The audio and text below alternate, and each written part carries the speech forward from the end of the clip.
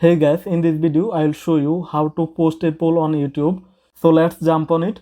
First open YouTube app, and then on the bottom right corner here you will see your channel logo, and then click on channel logo. Here you will see multiple tab: home, video, short, playlist, and if you scroll right then you will see community. Just click on community tab. Now here you can create a poll post. Now let's click on pen icon. Now on the bottom here you will see three options. Just click on the first option, and here click on text. Here write your poll title. Are you ready? Add option: yes, no.